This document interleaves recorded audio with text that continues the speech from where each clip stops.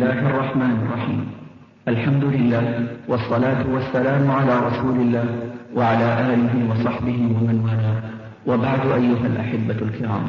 يسر إخوانكم في مؤسسة الهجرة للإنتاج والتوزيع الإسلامي بالمكلف بالتعاون مع تسجيلات الهجرة الإسلامية وفرعها الخاص بالنساء أن يقدم لكم هذه الباقة المختارة من الأشرطة الوعظية والإرشادية، سائلين الله عز وجل أن ينفعنا والمستمعين بها. والآن مع هذه المادة والتي هي بعنوان أحاديث وآثار لا تثبت تلقيها على مسامعنا. أخونا الفاضل وشيخنا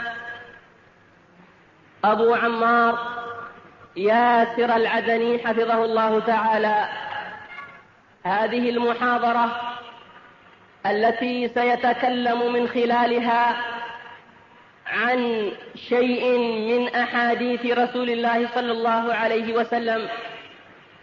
إن هذه المحاضرة أيها الناس عنوانها أحاديث وآثار لا تثبت. إن هذا الموضوع لهو في بالغ الأهمية، كيف لا؟ وكثير من الوعاظ وكثير من الخطباء حين أن يخطبون وحين أن يتكلمون ويعظون إنما يتناولون أحاديث رسول الله صلى الله عليه وسلم. وأحاديث رسول الله عليه الصلاة والسلام فيها الصحيح وفيها السقيم، وكيف للإنسان أن يعرف سقيمها من صحيحها إلا إذا اتصل بأهل الحديث وهم أهل ذلك، وهم الذين لهم اليد الطولى في ذلك. ولذلك أيها الأحبة، نبينا عليه الصلاة والسلام حذر المسلمين من التفوه بما لم يقله عليه الصلاة والسلام. جاء في الصحيح أن نبي الله صلى الله عليه وسلم قال: من كذب علي متعمدا فليتبوى مقعده من النار. أسمعتم أيها الأحبة خطورة التفوه بما لم يقله رسول الله صلى الله عليه وسلم؟ وكم من الأحاديث وكم من الآثار التي تنسب إلى رسول الله صلى الله عليه وسلم وليس ذلك له عليه الصلاة والسلام. واسمعوا أيها الأحبة إلى العلماء في القديم كيف حثوا على تحري الحديث. قال الإمام الشافعي رحمه الله مخاطبا الإمام أحمد: يا أحمد إذا صح الحديث عندكم فأخبرونا، يا أحمد إذا صح الحديث عندكم فأخبرونا. وكان الإمام الشافعي يقول رحمه الله: إذا صح الحديث فهو مذهبي. ويقول رحمه الله: إذا قلت قولا خالف قولي حديث رسول الله فخذوا بحديث رسول الله وألقوا قولي عرض الحائط. ولذلك عباد الله كان العلماء وكان الصحابة يرحلون من أجل أحاديث رسول الله صلى الله عليه وسلم، يرحلون المسافات الطوال. هذا جابر بن عبد الله رضي الله عنه رحل مسيرة شهر من أجل حديث واحد من أحاديث رسول الله عليه الصلاة والسلام. وهذا شعبة بن الحجاج أبو بسطام أمير المؤمنين في الحديث رحل من أجل حديث واحد. إن ذلك أيها الأحبة لا يدلنا على حرص السلف على الاعتناء بأحاديث رسول الله عليه الصلاة والسلام، لأنها العلم الذي يبنى عليه الحلال والحرام، كما قال الإمام محمد بن سيرين: إن هذا العلم دين فانظروا عمن تأخذون دينكم. فلا نطيل عليكم، المحاضرة إن شاء الله ستكون بعد أداء السنة الراتبة، وجزاكم الله خيرا.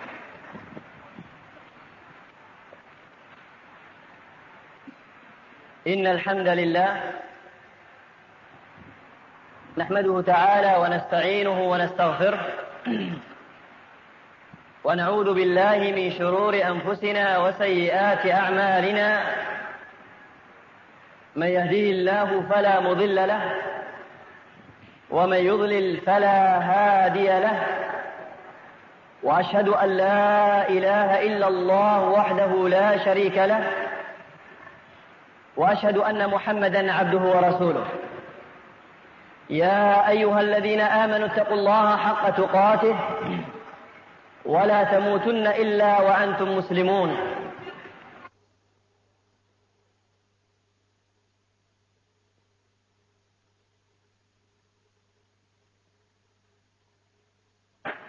وبث منهما رجالا كثيرا ونساء، واتقوا الله الذي تساءلون به والأرحام إن الله كان عليكم رقيبا. يا أيها الذين آمنوا اتقوا الله وقولوا قولا سديدا يصلح لكم أعمالكم ويغفر لكم ذنوبكم، ومن يطع الله ورسوله فقد فاز فوزا عظيما. أما بعد، فإن أصدق الحديث كتاب الله، وخير الهدي هدي محمد صلى الله عليه وعلى آله وسلم، وشر الأمور محدثاتها، وكل محدثة بدعة، وكل بدعة ضلالة، وكل ضلالة في النار. أما بعد، فإن الله سبحانه وتعالى قد تكفل لنا بحفظ دينه، إذ قال سبحانه وتعالى: إنا نحن نزلنا الذكر وإنا له لحافظون. وأخبرنا النبي صلى الله عليه وسلم أن هذا الدين سينتقل، أن هذا الدين سينتقل، فإنه يقول عليه الصلاة والسلام كما في سنن أبي داود ومستدرك الحاكم من حديث ابن عباس قال عليه الصلاة والسلام: تسمعون ويسمع منكم ويسمع ممن يسمع منكم. والحديث صحيح، صححه الشيخ الألباني رحمه الله تعالى في الصحيحة. ولذلك اهتم السلف كثيرا بالإسناد، فكان أحدهم ينتقل من بلد إلى بلد حتى يعرف أن الحديث صحيح أم لا، ولو كان الحديث ثابتا عنده. ففي بعض الأحيان كان يريد أحدهم أن يكثر الطرق عنده، حتى أن قال بعضهم إذا لم يكن للحديث عندي من 100 طريق فأنا فيه يتيم. ولذلك قال ابن سيرين رحمه الله تعالى: كانوا لا يسألون عن الإسناد، فلما وقعت الفتنة قالوا سموا لنا رجالكم، فينظر في أهل السنة فيؤخذ حديثهم، وينظر إلى أهل البدعة فلا يؤخذ حديثهم. وكذلك سفيان بن عيينة عند أن سمع من الزهري ذات مرة وأراد أن يحدث قال: هاته بلا إسناد، قال: أرتقي سطحا بلا سلم. وكذلك سفيان الثوري إذ قال: الإسناد سلاح المؤمن، فإن لم يكن له سلاح فبما يقاتل. وكذلك شعبة رحمه الله تعالى يقول: كل حديث ليس فيه حدثنا ولا أخبرنا فهو خل وبغل. ولذلك تجد أن العلماء اهتموا، وأن الله سبحانه وتعالى هيأ رجالا يحفظون هذا الدين بتقدير منه سبحانه وتعالى. فكان أحدهم كإسحاق بن راهوي رحمه الله تعالى يضع يده في الجدر ويحدث أصحابه ب11,000 حديث، وكان أحدهم يحفظ 100,000 حديث. وكما قال البخاري رحمه الله تعالى، وهذا أيضا حكى عنه العراقي في ألفيته، قال وفيه ما فيه لقول الجعفي أحفظ منه 10,000 فكما يقول إسحاق بن راهويه رحمه الله تعالى إني إذا تفكرت في كتبي فإني أذكر 100,000 حديث، وإذا أردت أن أسرد سردا فإني أذكر 30,000 حديثا. حتى أن الزهري رحمه الله تعالى ذات مرة كان يحفظ أحاديث، وكانت جارية له قد ملت من سماع الأحاديث، فقالت له ما هذا دعنا، فقال اسكتي يا لكع اسكتي يا لكع، فأراد أن يتمرس عليها الأحاديث. ولذلك جاء رجل وكان معروفا وهو بديع الزمان، جاء وكان يحفظ الشعر، بل أنه كان يتحدى الشعراء أن يأتوا له بالأبيات الطويلة فإنه يأتي بها بالعكس، ما كان البيت الأخير أتى به الأول، وما كان الأول جعله بالأخير. لما جاء إلى الحاكم رحمه الله وأراد أن يتحدى قال خذ هذا الجزء وأمهلك أسبوعا. قال أسبوع؟ تكاثرها الرجل. قال نعم أسبوع. فجعل في اليوم الأول يحفظ منها ما استطاع، وفي اليوم الثاني وفي اليوم الثالث والرابع فما استطاع، فدفع له الكتاب أو الجزء. ولذلك كما قلنا أن الله سبحانه وتعالى هيأ هؤلاء الرجال ليحفظوا لنا الدين. ولذلك تجد أن بعضهم ربما يكابد ويقطع الفيافي والقفار من أجل حديث واحد، من أجل حديث واحد. الآن الشاب من الشباب لا يذهب إلى شيخ من المشايخ إلى منبع العلم حتى يسمع منه، خشية من الملل، خشية من التعب ومن المشقة الأسفار. ولذلك عند أن وصلوا إلى هذه المرتبة في التعامل مع حديث رسول الله صلى الله عليه وسلم، فإنهم بكثرة تعاملهم عدوا ذلك إلهام، يعرفون أن هذا الحديث ضعيف، وأن هذا الحديث ليس بضعيف، وإنما هو صحيح ثابت عن رسول الله صلى الله عليه وسلم. فأضرب لكم مثلا أن رجلا جاء إلى عبد الرحمن بن مهدي رحمه الله تعالى قال أنت تقول لنا، الرجل يقول لعبد الرحمن بن مهدي أنت تقول لنا هذا حديث صحيح وهذا حديث لا يثبت، فعمن تقول؟ قال له عبد الرحمن أرأيت إن ذهبت بدراهمك إلى صيرفي وقال لك هذا جيد وهذا بهرج أي مزيف، أكنت تسلم له أم أنك تسأله عن ذلك؟ قال بل أسلم له. قال فهذا كذلك. فبطول الملازمة لحديث رسول الله صلى الله عليه وسلم وبالخبرة عرفنا هذا الأمر. وآخر يأتي إلى أبي زرعة فيقول له أنت تقول هذا حديث معل، هذا حديث ضعيف، فمن أين لكم هذا؟ قال شاهدنا وحجتنا في ذلك أن تسألني عن الحديث ثم أذكر لك الحديث وأذكر لك علته، ثم تذهب إلى ابن وارى وهو محمد بن مسلم بن وارى فيذكر لك الحديث ويذكر لك علته، ثم تذهب إلى أبي حاتم فيذكر لك الحديث ويذكر لك علته.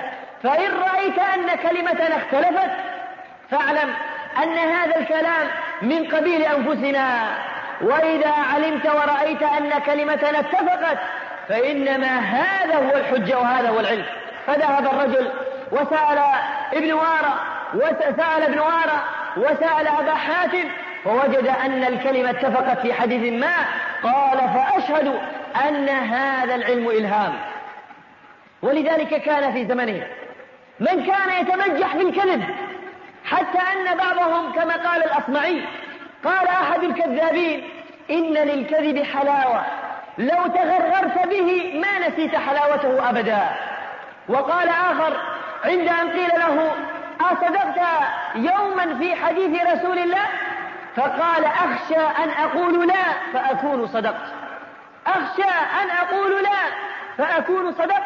ولذلك عند أن أمر معن بن يزيد أمر بضرب عنق ابن أبي العوجاء وهو عبد الكريم، قال هيهات تقتلونني وأنا قد وضعت فيكم 4,000 حديث. فذكر له معن بن يزيد أن فلانا وفلانا هما موجودان في العصر وسينخلان الأحاديث نخلا. ولذلك تتعجب من الخطباء ومن الوعاظ، تجد أحدهم في الجمعة وهو يصيح: يا أيها الناس قد أكثرتم من الطلاق، والنبي صلى الله عليه وسلم يقول: أبغض الحلال إلى الله أو عند الله الطلاق. مع أننا لا نوافق الناس بكثرة الطلاق، لكننا لا نوافق الخطيب أن يأتي بأحاديث وينسبها إلى رسول الله صلى الله عليه وسلم. والآخر يتكلم عن الأخوة وعن العدل والإنصاف، فإذا به يصيح: الناس سواسية كأسنان المشط، هكذا يقول رسول الله، والحديث ضعيف لا يثبت عن النبي صلى الله عليه وسلم. والآخر تسمع أحاديث لا تصح عن النبي صلى الله عليه وسلم، ولذلك تتعجب من أين لهم ومن هذا الذي صحح من العلماء. ولذلك قد يصحح الأحاديث جمعا من أهل العلم، والآخر يضعفه، وهذه من مسائل الخلاف الذي تتسع به الصدور. ولذلك ذكر شيخ الإسلام ابن تيمية في كتابه رفع الملام أن من أسباب عذر العالم أنه قد يكون الحديث عنده قد يكون صحيحا، قد يكون الحديث عنده قد يكون صحيحا، فهذا مما يعذر بعضنا بعضا فيه. لكن الواقع والمشاهد أن بعضهم قد يتكلم أكثر من مرة بحديث ويدندن به من مسجد إلى مسجد، وإذا قلت له من صححه من أهل العلم هذا الحديث لقال لك وجدته في سنن أبي داود. وهل أبو داود رحمه الله تعالى التزم بالصحة؟ وهل الترمذي رحمه الله تعالى التزم بالصحة؟ وهل فلان وفلان التزم بالصحة؟ ما علم من التزم بالصحة ووفى بوعده وبعهده إلا البخاري رحمه الله تعالى والإمام مسلم. هذان الإمامان التزما الصحة، ولذلك يقول العلماء: أصح كتاب بعد كتاب الله سبحانه وتعالى هو كتاب البخاري، وبعده الإمام مسلم رحمه الله تعالى. ولذلك أنبه على أحاديث وعلى آثار، وتنبيه يأتي من جهتين: إما حديث أرى أنه أكثر فيه وتكلم فيه دون تعقيب، وإما حديث أريد أن أعلق عليه، لأن من بعده مفاسد ومن بعده أمور قد يصول ويجول بها المسلم، ثم بعد ذلك يظهر له أن الحديث ضعيف وأن الحديث لا يثبت عن النبي صلى الله عليه وسلم. كم من رجل عامي يظن أن الله عز وجل في كل مكان، ويتعلق بماذا؟ يتعلق بحديث لا أصل له: ما وسعتني سماواتي ولا وسعني أرضي، ما وسعني غير قلب عبد المؤمن. ويأخذ هذه العقيدة سنين، وهو إذا سئل أين الله قال في كل مكان، وكأنه ما سمع حديث معاوية بن الحكم السلمي عند أن قال النبي عليه الصلاة والسلام للجارية: أين الله؟ قالت في السماء. وكأنه ما فقه أن النبي صلى الله عليه وسلم عند أن أسري به فإنه ما أسري به حتى يكلم ربه، وهذا من أصرح الأدلة على أن الله عز وجل في السماء. تبقى لك سنين وأنت تدندن بحديث ضعيف، أو أنك تعمل بحديث ضعيف، ثم يظهر بعد سنين أنك ما أخذت بحديث ثابت عن النبي صلى الله عليه وسلم. ومن هذه الأحاديث التي لا تثبت عن النبي صلى الله عليه وسلم منها قولهم فيما ينسبونه إلى النبي صلى الله عليه وسلم: التكبير جزم، التكبير جزم. وانظروا إلى أهل نجد، وانظروا إلى بعض بلاد أو بعض قرى أو مدن مصر، تجد أن بعضهم إذا كبر للأذان أو نادى للأذان يقول: الله أكبر، الله أكبر، وهكذا يفرد كل تكبيرة على حدة، آخذا بهذا الحديث: التكبير جزم. ولذلك قد نبهت ذات مرة امرأ أن هذا، وهو قد أذن في مسجد من المساجد، أن هذا لا يثبت، فقال لي: إني قد رأيت فيلما يري أن بلالا أنه أذن بهذه الآيات. فقلنا أن الفيلم ليس هو مصدر علمي، وإنما هو مصدر خرابي.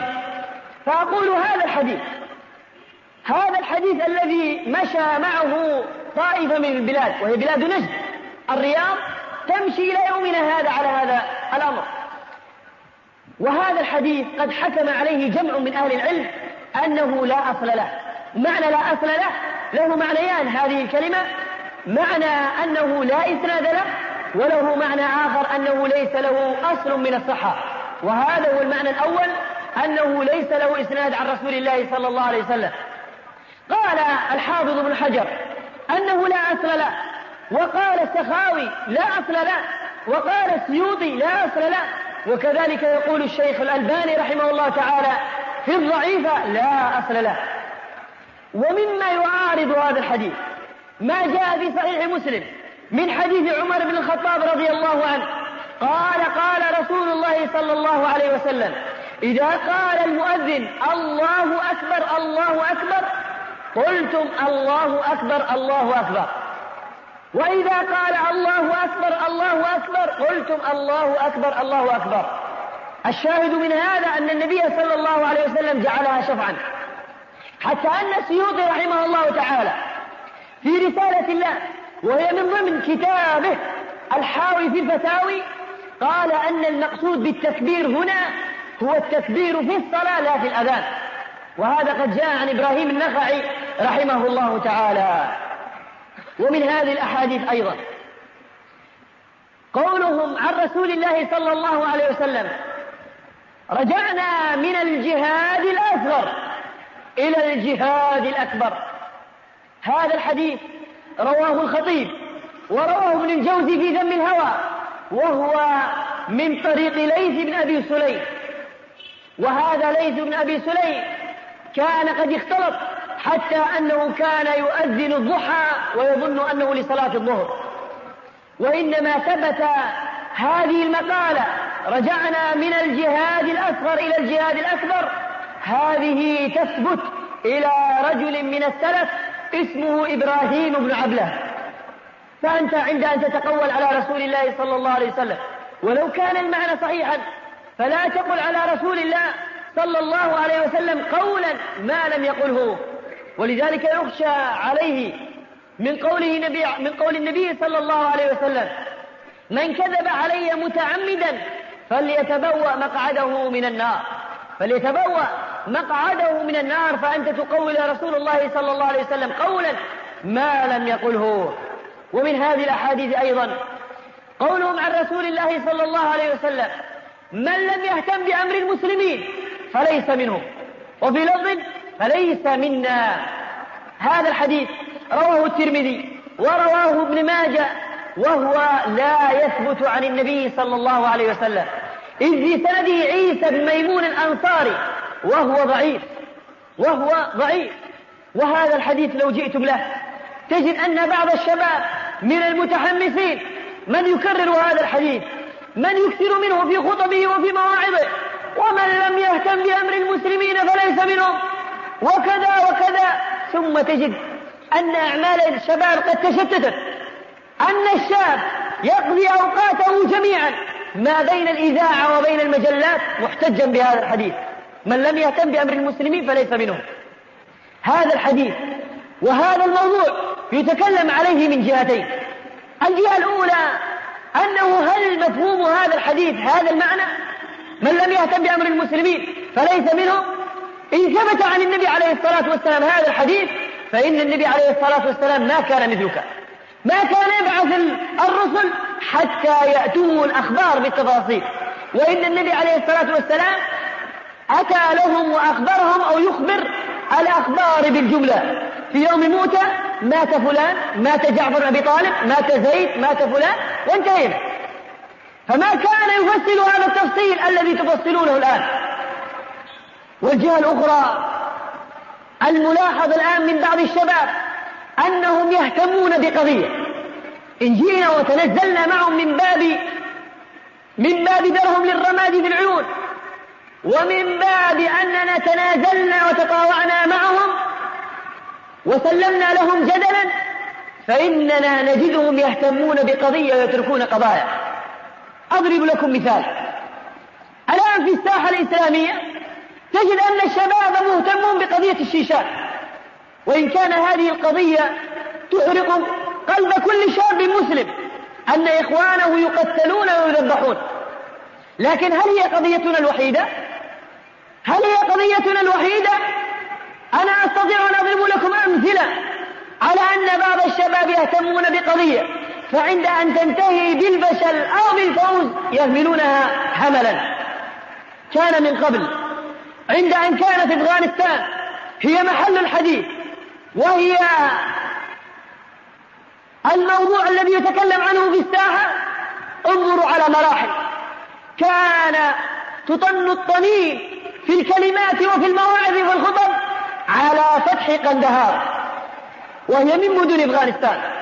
فتحت قندهار، ثم قيل جلال آباد ولو فتحت، ويتخيل الشاب أن الدولة الإسلامية ستقع إن فتحت جلال آباد. فتحت جلال آباد، ثم تكلموا على كابل، فتحت كابل، ثم وجد ما وجد.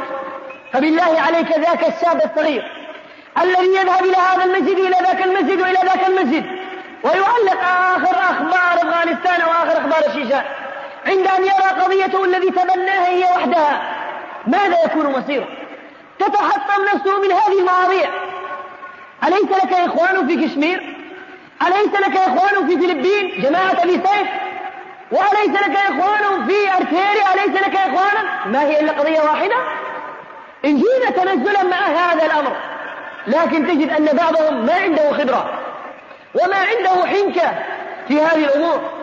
ولذلك تجد أنه أيضا قضية البوسنة كان يتكلم عنها ويتكلم ثم بعد ذلك أميتت، أنسيت تماما، وما كأن أحدا الآن يقتل أو شيء من ذلك القبيل، وإنما هديت الأمور تماما. هذا اعقلوا هذا الأمر. ربما أعداء الإسلام يريدون أن ننصرف إلى قضية ونترك عدة قضايا لنا، على أنني أنبه أننا لا نعطي الأمور فوق حجمها، نعطيها حجمها، مع أننا نتعلم ونعلم وندعو إلى الله. وهذا الذي يضيق ويكابد هؤلاء القوم من اليهود والنصارى. الله سبحانه وتعالى يقول: إن تكونوا تعلمون فإنهم يعلمون كما تعلمون، هم يتوجعون مثل ما نتوجع، إن رأوا منا نصرا حتى ولو بالعلم وبالدعوة إلى الله سبحانه وتعالى، فإنهم يتألمون كما نتألم، لكن الفرق بيننا وبينهم قوله سبحانه وتعالى: وترجون من الله ما لا يرجون. نرجو الجنة، نرجو رضا الله سبحانه وتعالى عما هم، فما هي إلا كما قال أحدهم أو كقال أحدهم: ما هي إلا أرحام تدفع وأرض تبلع. وأيضا من الأحاديث التي هي منتشرة بين المسلمين وهو قول النبي صلى الله عليه وسلم لعمر بن الخطاب رضي الله عنه: أشركنا أو يا أخي أشركنا في دعائك لا تنسنا، عند أن أراد يذهب إلى العمرة. وهذا الحديث رواه الترمذي ورواه ابن ماجه ورواه الإمام أحمد، وهو من طريق عاصم ابن عبيد الله العمري، وقد ضعفه جمع من أهل العلم، وقال فيه البخاري منكر الحديث. وهذا الحديث: يا أخي أشركنا في دعائك لا تنسنا، هذا الحديث فيه تنبيه نبه عليه الشيخ ابن عثيمين حفظه الله تعالى في شرحه على رياض الصالحين، وهو أنه قال أن هذا الأمر لا ينبغي أن يفعل، وهو عند أن ترى أخا لك وتقول له: يا أخي لا تنسانا من دعائك الصالح، لا تنسانا من دعائك الصالح. قال: هذا ليس من هدي النبي عليه الصلاة والسلام، وليس من هدي خلفائه الراشدين، وإنما يجوز لك إذا أردت أن تدعو لجميع المسلمين، فهذا أمر لا بأس به، بأن تقول لصاحبك: يا أخي ادعو للمسلمين أن يفرج الله عنهم، ادعو الله عز وجل برفع الفتن، فلك ذلك. هذا مثلك مثل الذي يسأل للفقير ولا يسأل لنفسه. أما أنك تدعو لنفسك، فقال الشيخ ابن عثيمين: قال عن الشافعي رحمه الله تعالى قال هذا داخل من باب المسألة، هذا داخل من باب المسألة. والنبي صلى الله عليه وسلم قد أخذ البيع من أصحابه أنهم لا يسألون الناس شيئا. وعقب الشيخ ابن عثيمين حفظه الله تعالى ونبه على أمر، قال نعم قد يقول قائل أن النبي صلى الله عليه وسلم قد قال من رأى منكم أويسا القرني فليأمره أن يدعو له. قال هذا خاص بأويس، هذا خاص بأويس القرني لأنه كان بارا بأمه، فأراد النبي صلى الله عليه وسلم وهذا بوحي من الله أن يكرم من الله سبحانه وتعالى لهذا الأمر. وأما ما طلب من النبي صلى الله عليه وسلم فهو أيضا خاص بالنبي صلى الله عليه وسلم. إذن مسألة ادعوا لي هذه ندعها، ولم يثبت عن النبي عليه الصلاة والسلام في شيء ذلك مما أجازه للصحابة. أيضا من الأحاديث التي هي منتشرة بين الناس وهي قولهم عن رسول الله صلى الله عليه وسلم اتقوا فراسة المؤمن فإنه ينظر بنور الله. هذا الحديث جاء من عدة صحابة، هذا الحديث جاء من عدة صحابة، جاء من حديث أبي سعيد الخدري، ومن طريقه جاء من طريق عطية العوفي، وجاء من حديث ابن عمر وفيه الفرات بن السائب، وجاء من حديث أبي أمامة وفيه عبد الله بن صالح، وكلهم ضعاف. عبد الله بن صالح وفرات بن السائب وأيضا عطية العوفي كلهم ضعفاء. وهذا الحديث اتقوا فراسة المؤمن فإنه ينظر بنور الله.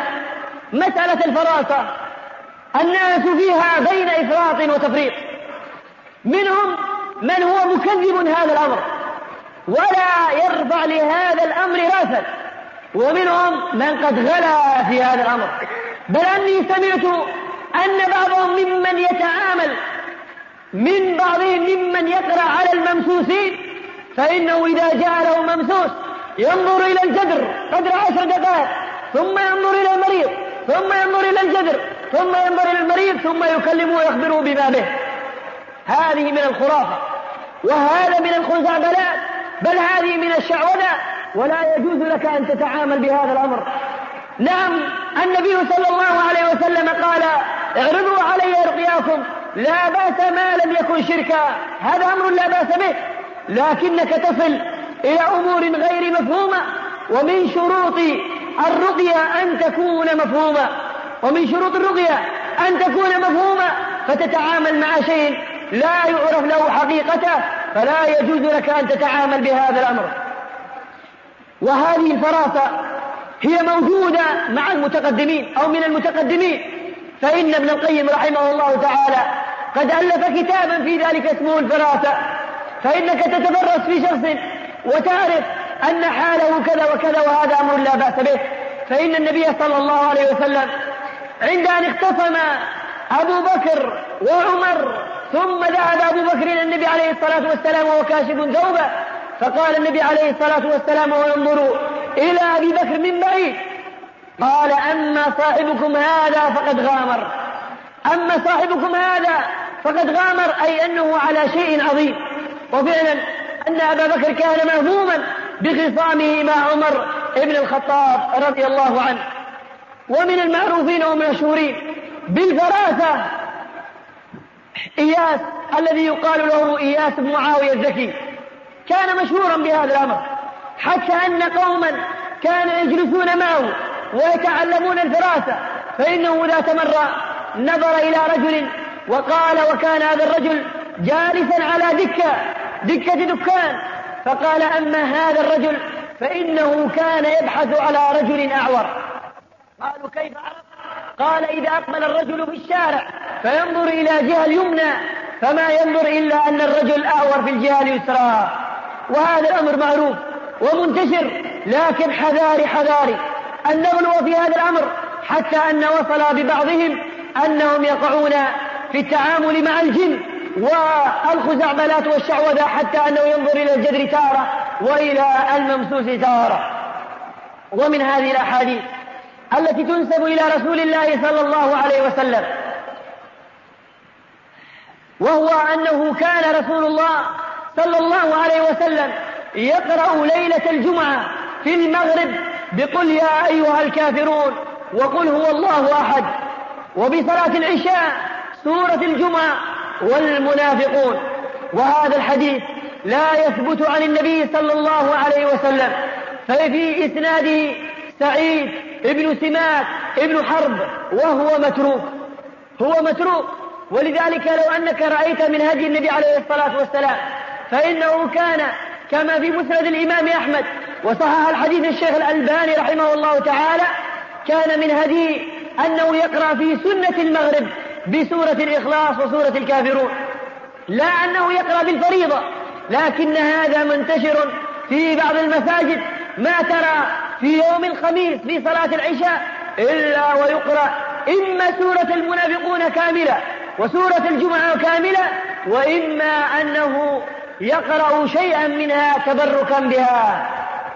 أيضا من الأحاديث الذي لا تثبت عن النبي صلى الله عليه وسلم أن أبا أمامة رضي الله عنه عند أن حضرته الوفاة وكان في النزاع قال اسمعوا بي كما أمرنا رسول الله صلى الله عليه وسلم.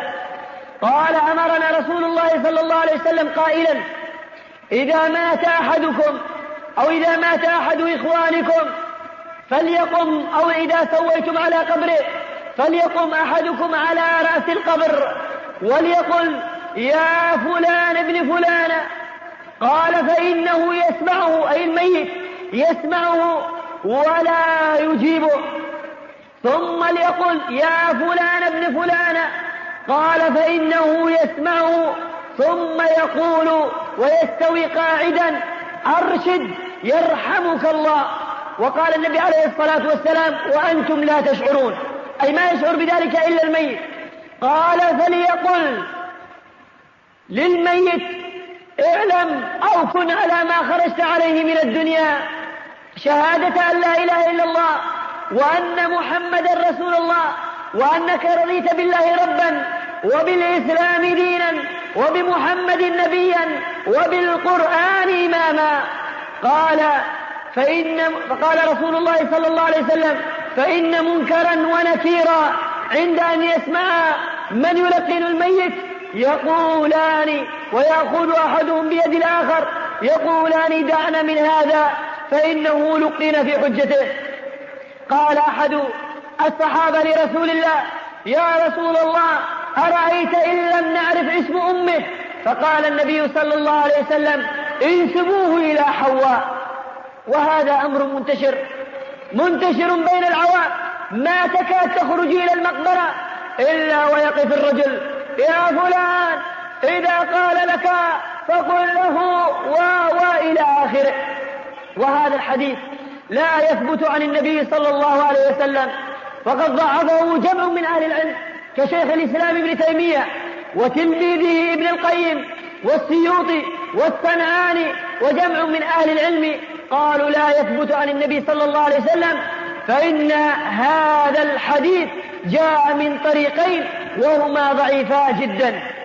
أضف إلى ذلك أن في متن الحديث نكارة، من هذه النكارة أن أبا أمامة قال أمرنا رسول الله صلى الله عليه وسلم إذا مات أحدنا أن نقول. هذا إذا كان ثابتا فإن الصحابة سينقل عنهم كثيرا، لكنه لا يثبت. الشيء الثاني من النكارة أنه يقول في هذا الحديث يا فلان ابن فلانة، وهذا مخالف لواقع النبي صلى الله عليه وسلم، فإنه كان يدعو الرجال بآبائهم. فالله سبحانه وتعالى يقول في كتابه في سورة الأحزاب ادعوهم لآبائهم، ويقول النبي صلى الله عليه وسلم كما في صحيح البخاري من حديث ابن عمر قال يوم يجمع الله الأولين والآخرين يؤتى كل غادر بلواء فيقال هذه غدرة فلان بن فلان، ولم يقل فلان ابن فلانة. وأيضا من النكارة في هذا الحديث قال في هذا الحديث فإنه يسمعه ولا يجيبه. ومعلوم من دخل قبره فإنه لا يسمع إلا في حالة انصرافهم، فإنه يسمع قرع نعالهم ليتهيأ من سؤال الملكين. وأيضا من نكارة هذا الحديث أنه يسوى بين العاصي والطائع. تخيل أنت تعمل الحسنة وتتعب نفسك وتقوم الليل، وذاك عاصي فاجر فاسق، ثم الاثنان تقبران فيلقن حجتكم ويأتي منكرا ونكير ويقول قد لقينا حجتهم، ويقول الله قد لقينا حجته. فهذا فيه تسوية بين الفاسق والعاصي وهما لا يستويان. ففي هذه الأحاديث الذي قد تقدمت معنا فيها أنها منتشرة بين الناس، ومنها ما هي معروفة، لكن بعضهم ربما يجهل أن هذه الأحاديث لها مساوئ عظام، لأن بعضهم يتساهل بهذا الأمر، يقول في بعض الأحاديث هذه من فضائل الأعمال لا بأس أن تفعل. وهذه نعم أنها مسألة خلافية بين أهل العلم، هل يعمل بالحديث الضعيف أم لا؟ فمنهم من يقول لا يعمل به مطلقا، ومنهم من يقول يعمل به مطلقا، ومنهم من يقول لا يعمل به إلا بفضائل الأعمال. والصحيح أنه لا يعمل به مطلقا، كما ذكر ذلك شيخ الإسلام ابن تيمية، وذكر ذلك الشوكاني رحمه الله تعالى في الفوائد المجموعة.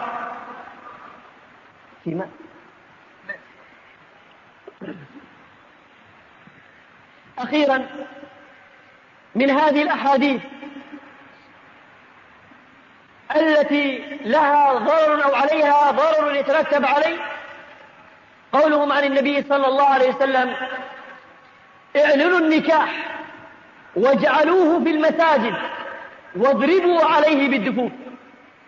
هذا الحديث لا يثبت عن النبي صلى الله عليه وسلم، وقد بين بعضه الشيخ الألباني رحمه الله تعالى، وبين أن الحديث جاء بدون تقييد بالمساجد. وأنتم تعرفون جميعا ما مفاسد العقد في المساجد، منها التصوير، والتصوير محرم، ومنها الفوضى في المسجد. والنبي صلى الله عليه وسلم يقول كما في صحيح مسلم قال إياكم وهيشات الأسواق. بل أن النبي عليه الصلاة والسلام نهى أن يجهر بعضنا على بعض بالقرآن خشية الإزعاج للمصلين، فما بالك بإزعاج جمع من الناس.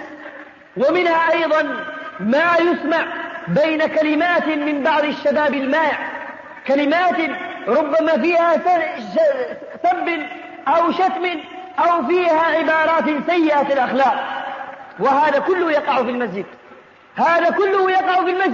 بل أنك بعض الأحيان تجد وأنت ذاهب إلى صلاة المغرب أن فلانا في باب المسجد وهو يسوي الجمر حتى تقع الدخون طيبة ولا يصلي مع المسلمين. وهذا من مفاسدها، يا عباد الله. ليس لكم أن تعملوا العقود داخل المسجد، وإنما تعمل في البيوت. وهذا الحديث كما بينته ضعيف، لا يثبت عن النبي صلى الله عليه وسلم. فهذه الأحاديث التي منها ما هي معروفة ومنها ما يترتب عليه مفسدة. ونأتي الآن للآثار، وما أكثرها من آثار. والله ثم والله لو عددت لكم كم الآثار التي أستحضرها تقارب 70 منها، لكن لا أستحضر علة منها إلا ما حضرت لهذه المحاضرة. والسبب أن آثارا كثيرة لا تثبت وخاصة في السيرة، فإن بعضهم يتكلم في السيرة ويأخذ كتاب الرحيق المختوم وكأنه صحيح البخاري. فمن هذه القصص الموجودة في السيرة ما قاله النبي صلى الله عليه وسلم فيما يروى عنه لنعيم ابن مسعود بن عامر الغطفاني، قال له النبي عليه الصلاة والسلام: إنما أنت رجل واحد. وهذا في موقعة الخندق وفي محاصرة المشركين للنبي عليه الصلاة والسلام، فخذل عنا ما استطعت. فذهب نعيم وذهب إلى اليهود، إلى بني النضير وبني قريظة، وقال لهم: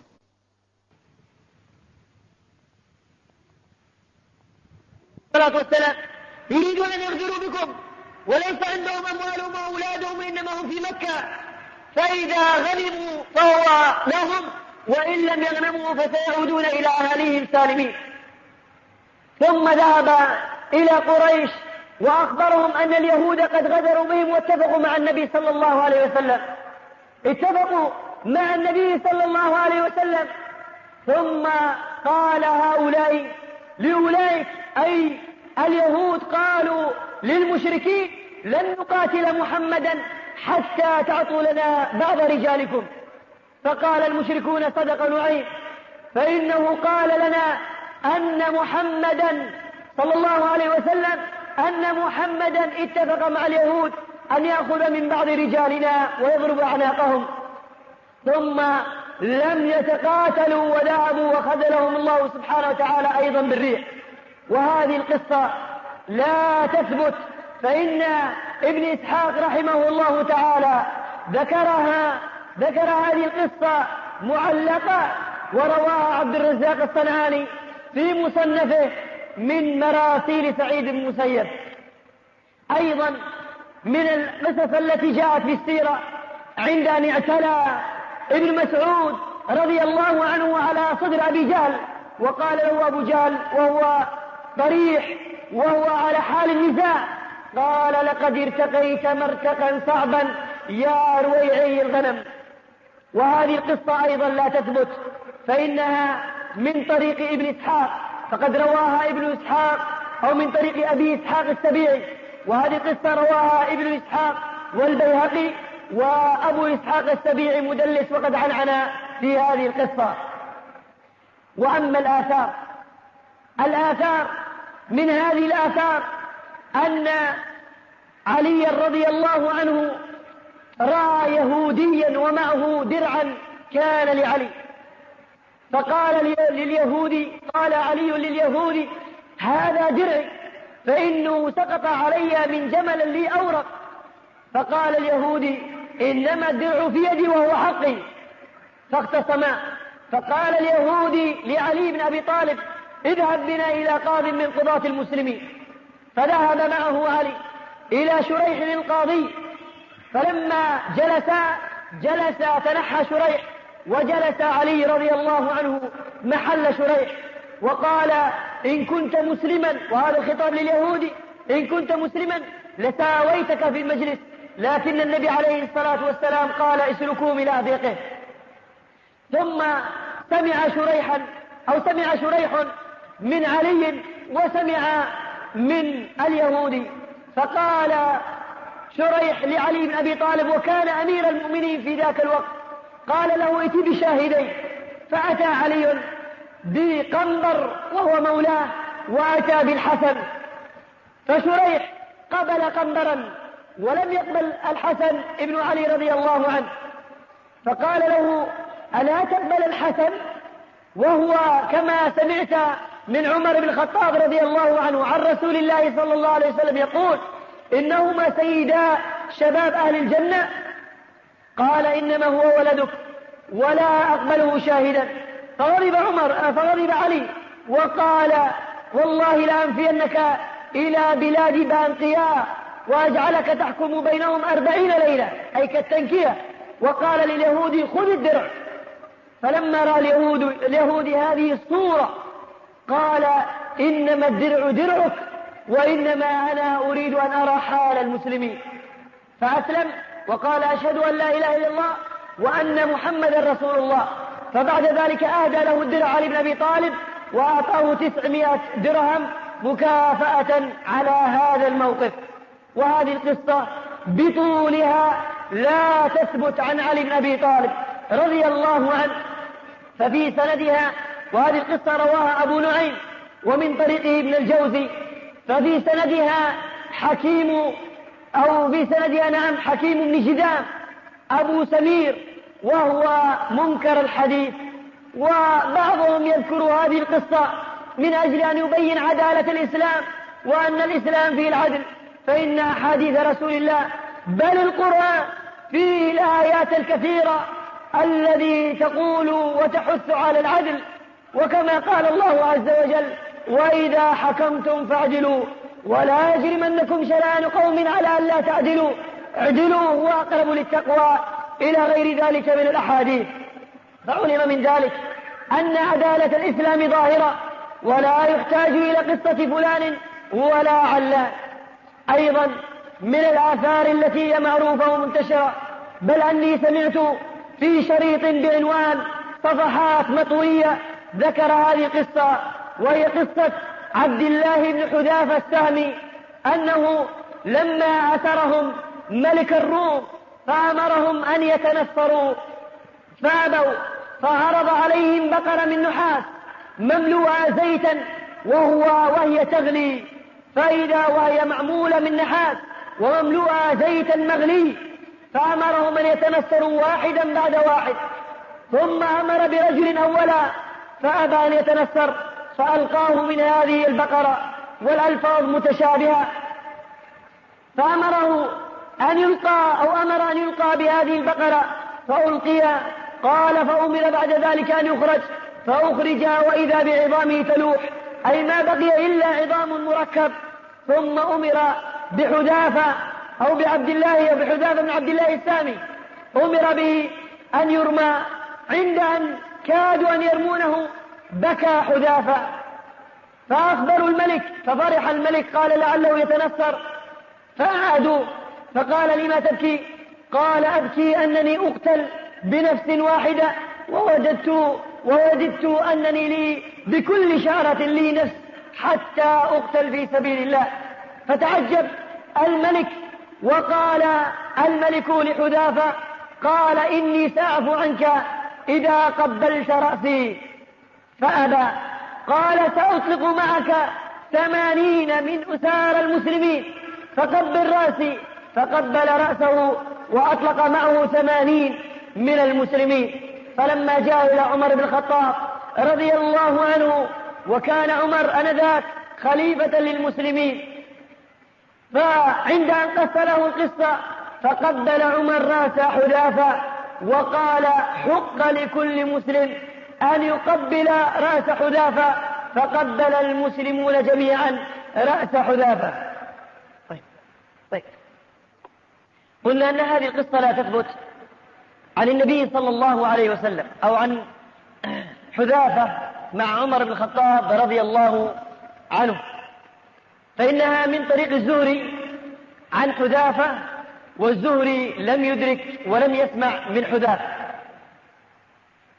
وأيضا من الآثار التي هي مشتهرة ومنتشرة، بل أن بعضهم يستدل بها على أمر دعوي، وهو ما جاء في مصنف ابن أبي شيبة، وأيضا ذكره الحافظ ابن حجر في الإصابة، أنه في أول الإسلام عند أن ضيق على النبي صلى الله عليه وسلم، فخرج حمزة بن عبد المطلب وعمر بن الخطاب، وبينهما رسول الله صلى الله عليه وسلم إلى فناء الكعبة، ومعهم الصحابة، وهذا من باب الاحتجاج والذي يسمى الآن بالمظاهرة. وهذا الأثر لا يثبت، فإنه من طريق إسحاق بن أبي فروة وهو ضعيف، ولذلك يدندن بعض الناس على جواز هذه المسألة، وهي مسألة المظاهرة والانتفاضة وإلى غيرها من هذه الأمور. واعلم أن هذا الأمر يتكلم عليه من جهتين. الجهة الأولى، يسأل الشخص: من أين أتى لنا هذا الأمر؟ ما دام قد بين لك ما ثبت عن النبي صلى الله عليه وسلم بشيء، من أين جاء لنا هذا الأمر؟ الجواب: جاء لنا من الغرب، من اليهود والنصارى. والنبي صلى الله عليه وسلم يقول: من تشبه بقوم فهو منهم. فلا يجوز لك أن تتبع سنن اليهود والنصارى. وقد قال النبي صلى الله عليه وسلم زاجرا أصحابه ومن بعده أو من بعده، قال: لا تتبعن سنن من كان قبلكم حذو القذة بالقذة حتى لو دخلتم جحر ضب لدخلتموه. قالوا: اليهود والنصارى يا رسول الله. قال: فمن الناس إلا أولئك. الجهة الأخرى من الكلام على هذه المسألة أن بعضهم يقول: قد تظاهرنا في مسألة كذا وكذا واحتججنا في هذه المسألة وقد أتت بنتيجة. فيقال لك أن هناك قاعدة ذكرها بعض دعاة أهل السنة والجماعة، أن الحق لا يتعلق بالنتائج، وهذه القاعدة عليها دليلان. الدليل الأول ما جاء في الصحيحين أن رجلا جاء إلى النبي صلى الله عليه وسلم وقال: يا رسول الله، إن بطن أخي تستطلق، أي فيه إسهال. فقال النبي عليه الصلاة والسلام: اسقيه عسلا. فذهب الرجل وعاد فقال: يا رسول الله، إن بطن أخي تستطلق. فقال النبي عليه الصلاة والسلام: اسقيه عسلا. فذهب والثالثة قال: إن بطن أخي تستطلق. فقال النبي صلى الله عليه وسلم: اسقيه عسلا. صدق الله وكذبت بطن أخيك. وهذا كما يقول ابن القيم رحمه الله تعالى في المجلد الرابع من الزاد، يقول وهذا ما يفرد ويسمى بالطب النبوي، كتاب مستقل وهو من ضمن الزاد. قال أن عادة العسل إذا شربه الشخص فإنه تصفي، فتزيد من الإسهال حتى تصفي الشوائب التي بالبطن. فهذا حال العسل. فالرجل يظن أن هذا الأمر زاد إسهالا وهو لا يدري أنه يصفي ما في البطن. فالشاهد أن النبي عليه الصلاة والسلام ما اعتبر بالنتيجة، وإنما ما دام هذا الحق فتمسك به النبي عليه الصلاة والسلام. أيضا ما جاء في السنن في قول النبي عليه الصلاة والسلام: عرضت علي الأمم فرأيت النبي ومعه الرهط، ورأيت النبي ومعه الرجل والرجلان، ورأيت النبي وليس معه أحد. هل يفهم من هذا أن هذا النبي الذي ليس معه أحد حمل باطلا، اعتقد باطلا، دعا إلى باطل؟ فالجواب لا. إذن الحق لا يتعلق بالنتائج. أما يقول القائل: بالأمس تظاهرنا وعملنا كذا فنجح واستولينا على كذا وكذا، فهذا ينظر إلى أصل المسألة، هل هي موافقة للشرع أم مخالفة له؟ فعلى هذا فيتنبه.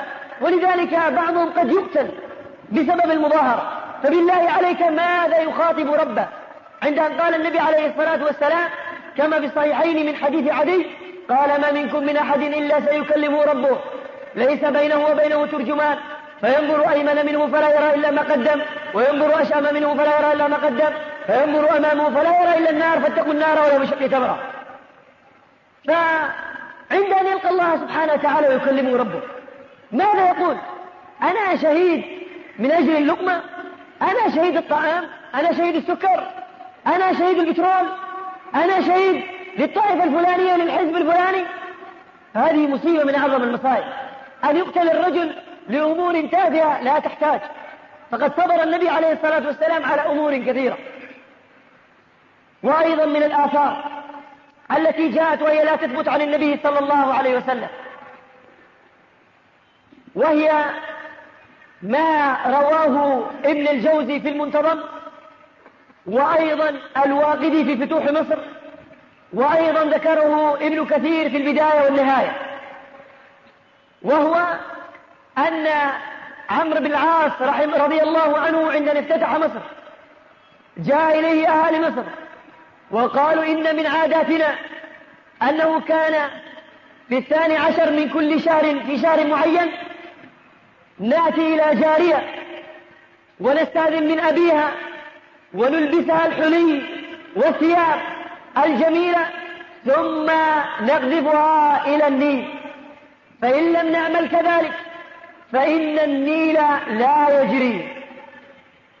قال عمرو بن العاص: أما هذا فلا، إذ جاءكم الإسلام قالوا هذا أمر يشق علينا، حتى أن بعضهم فكر أنه يرتحل من مصر بسبب هذا الأمر، فاحتار عمرو بن العاص فأرسل إلى عمر بن الخطاب رضي الله عنه، وكان أميرا للمؤمنين عمر بن الخطاب رضي الله عنه، فكتب كتابا عمر بن الخطاب ومعه بطاقة، فقال لعمرو بن العاص خذ هذه البطاقة وارميها في النيل. ففتح هذه البطاقة عمرو بن العاص فوجدها من عبد الله عمر أمير المؤمنين إلى نيل أهل مصر: إن كنت تجري بحولك وقدرتك فلا تجري وليس لنا بك حاجة، وإن كنت تجري بحول الله وبقدرته فاجري بإذن الله سبحانه وتعالى. قال فلما رماها جرى النيل. وهذه القصة مع انتشارها لا تثبت، هذه القصة مع انتشارها لا تثبت، فإنه جاءت من طريق ابن لهيعة عن قيس بن حجاج عن بعض من حدثه أنه حدث كذا وكذا. ابن لهيعة ضعيف، وقول قيس بن أبي الحجاج وقيس بن الحجاج عمن حدثه وهو رجل مبهم، فإذا القصة ضعيفة لا تثبت.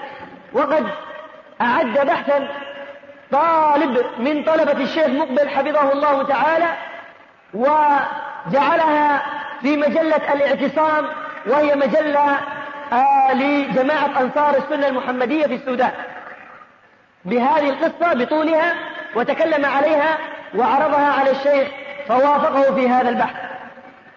وأيضا من القصص المنتشرة ما قيل لمالك ابن أنس: لا يفتى ومالك في المدينة. وسبب هذه القصة أن امرأة كانت تغسل ميتة،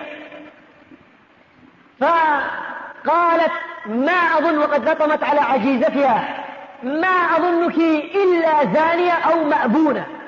مأبونة أي تتعاملي باللواط، أي ما إنك إلا زانية تؤتي من الفرج أو تؤتي من الدبر.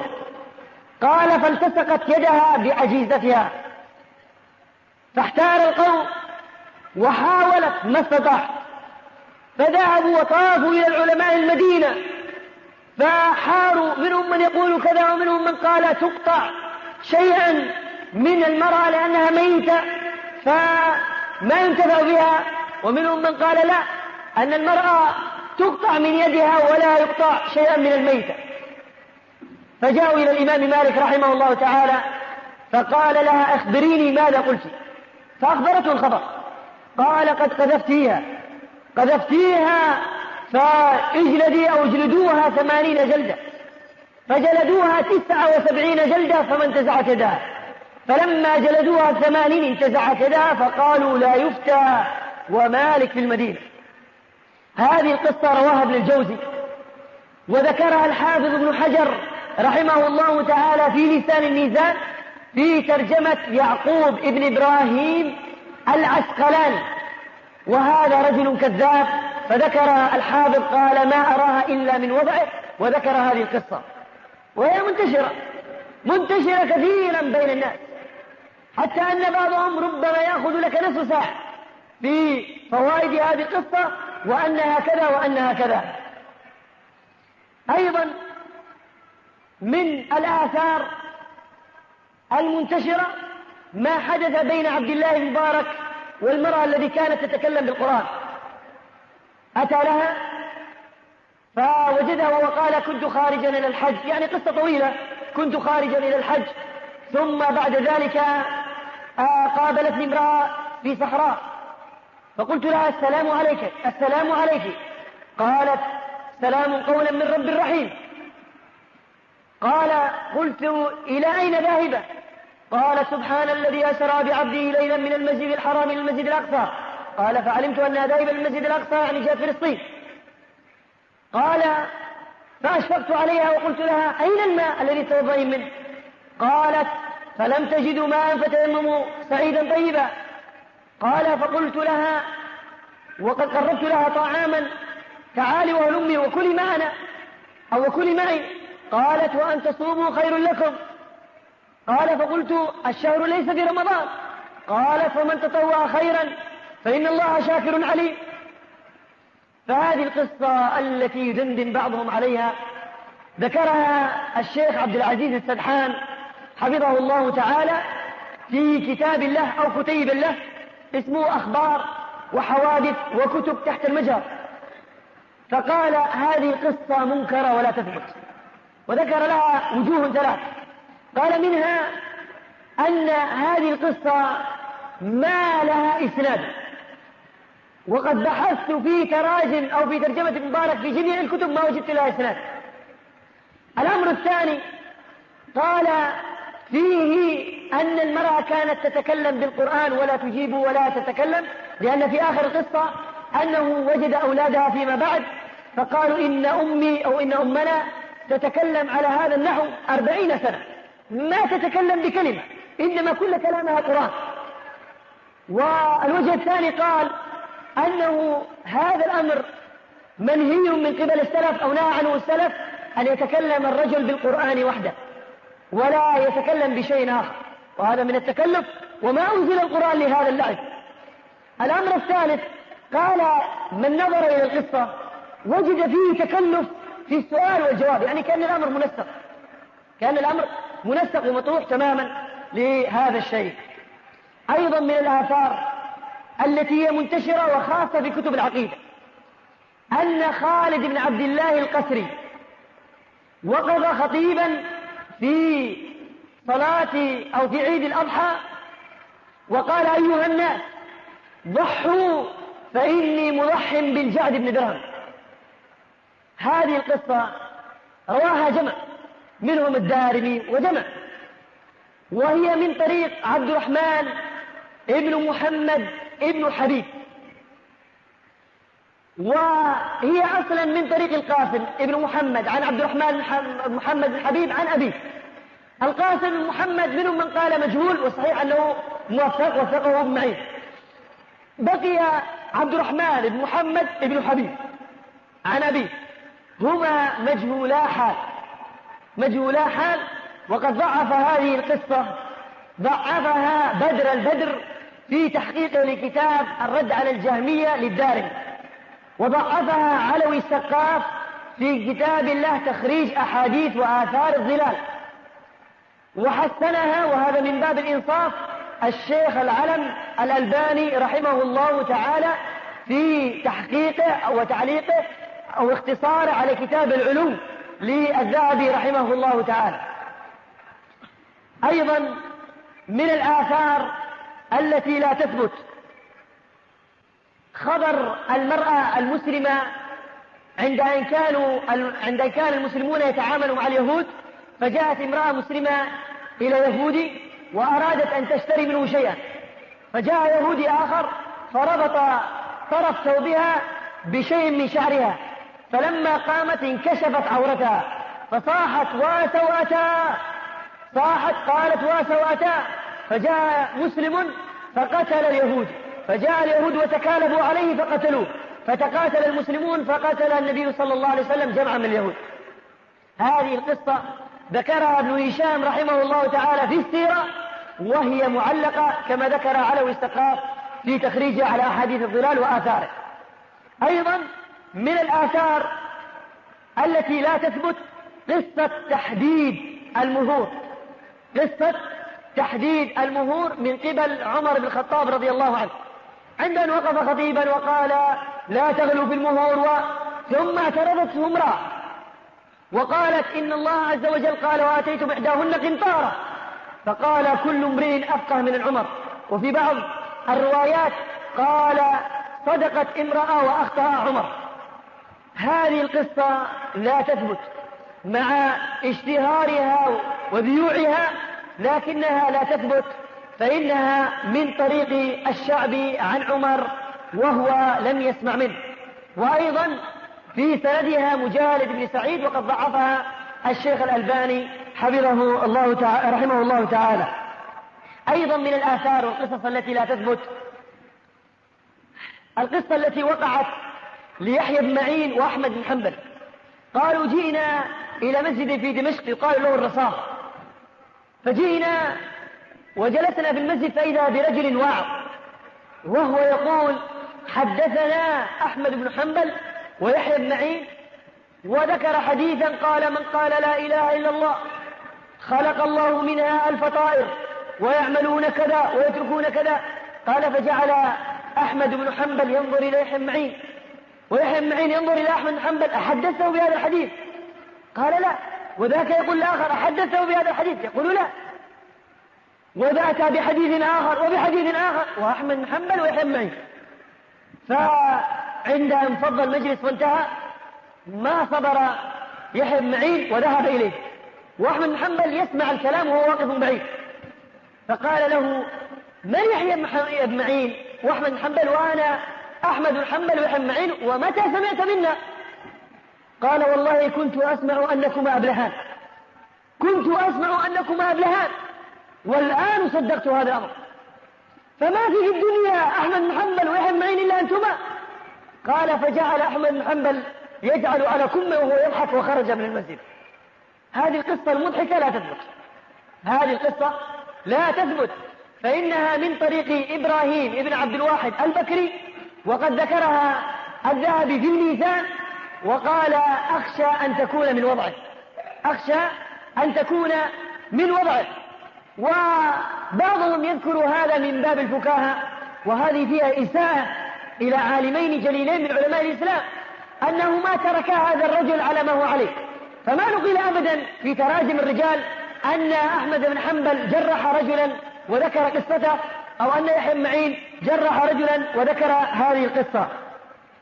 أيضا من القصص والآثار الضعيفة الذي لا تثبت قصة ابن بطوطة، عند أن ذكر في رحلته أنه دخل دمشق ودخل في مسجد وشيخ الإسلام ابن تيمية يخطب ويقول: إن الله ينزل من السماء كنزول هذا.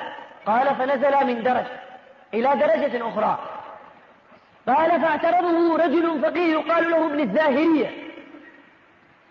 وقال له: أنت تسوي الله سبحانه وتعالى بالبشر؟ قال: فرماه العامة، أي رموا ابن الزاهرية، حتى أخرج من المسجد.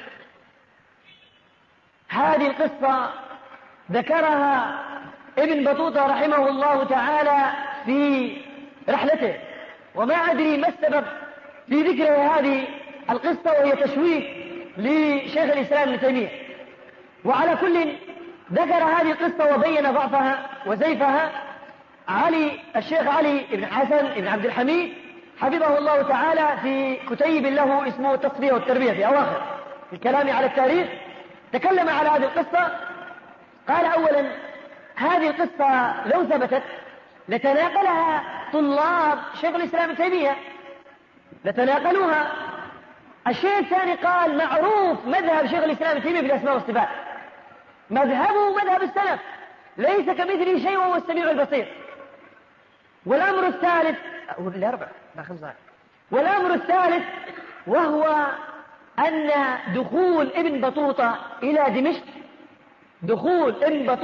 إلى دمشق كان في 9 رمضان سنة 728 هجرية، وشيخ الإسلام ابن تيمية كان في ذاك الوقت كان مسجونا، لأنه دخل في السجن في تاريخ 6 شعبان سنة 728 هجرية. هذا يدل، وسجن في هذا السجن الأخير إلى أن مات رحمه الله تعالى، ما أخرج إلا في 20 ذي القعدة سنة 728 هجرية، جثة هامدة إلى المقبرة. فكيف يقول أنا رأيته في المسجد والتاريخ يثبت أن شيخ الإسلام ابن تيمية في ذلك الوقت كان في القلعة مسجونا؟ وهذه مسألة التاريخ مسألة مهمة جدا. ومن نظير هذه القصة قصة أخرى ذكرها ابن القيم رحمه الله تعالى في زاد المعاد في المجلد الثالث صفحة 152. قال أن يهود خيبر جاءوا إلى أمير، إلى خليفة من الخلفاء، أو إلى سلطان من السلاطين في عهد شيخ الإسلام ابن تيمية، فقالوا له: إن النبي عليه الصلاة والسلام وضع عنا الجزية نحن يهود خيبر، وضع عنا الجزية نحن يهود خيبر.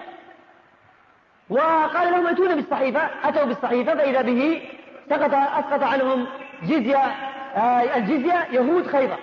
ومن الشهود علي بن أبي طالب وسعد بن معاذ، من الشهود علي بن أبي طالب وسعد بن معاذ. فلما أرى السلطان أرى شيخ الإسلام تيمية هذه صعيبة، قال ابن القيم فبصق عليها شيخ الإسلام تيمية ورد عليها من 10 أوجه. من أهمها قال سعد بن معاذ توفي قبل خيبر بعام، توفي قبل خيبر بعام، فكيف تشاهدون مشاهده وهو ميت؟ الأمر الثاني قال الجزية فرضت في تبوك، الجزية فرضت في تبوك، وما تبوك جاءت إلا بعد 3 سنوات من خيبر، فكان في وقت خيبر ما كان المسلمون يعرفون شيئا عن الجزية. فأمر التاريخ أمر مهم جدا. أيضا من الآثار الذي هي منتشرة بين الناس وهي لا تثبت ما جاء في بعض نسخ البخاري رحمه الله تعالى، وهي أن عمرو بن ميمون الأودي قال رأيت في الجاهلية قردة زنت، وكانت القردة ترميها بالحجار فرميتهم معه. وهذا الأثر جاء في صحيح البخاري معلقا، وهذا قد سمعته أكثر من شخص يتكلم به. وهذا الأثر وإن كان في صحيح البخاري أولا معلق. الشيء الثاني أن ابن عبد البر رحمه الله تعالى في الاستيعاب كما نقل عنه مصطفى العدوي في كتاب التسهيل لتأويل التنزيل بتفسير سورة البقرة أن هذا الأثر لا يثبت بهذا اللفظ، فإن في النسخ الأخرى في صحيح البخاري ما ذكر كلمة زنا. وأنتم لو تفكرون قليلا في الأثر تجدون أنه كلمة زنت، وماذا يعرفه وما عرفه عمرو بن ميمون الأودي أنها زنت؟ من أخبره بهذا الخبر؟ فهذا أمر مستغرب وأيضا مستنكر. أيضا من الآثار التي قد تسيء إلى الصحابة ما جاء أن عثمان بن عفان في أول خطبة له قال إن الحمد لله فارتجى ارتجى، ما يقال ارتجى، وإنما كما قال الجوهري من الخطأ أنك تشدد الجيم، ارتجى يعني تلعثم في الكلام. ثم قال أيها الناس بعد أن ارتج في الكلام وارتجى في الكلام قال أيها الناس إن أبا بكر وعمر كان يعدان لهذه المقام مقالا، وأنتم إلى إمام فعال أحوج إلى إمام قوال، وأستغفر الله لي ولكم ونزل. وهذا الأثر لا يثبت عن عثمان بن عفان رضي الله عنه، وهو ذكره ابن كثير وذكره ابن جوزي في منتظم وجماعة، وقد ضعفه مشهور حسن آل سلمان.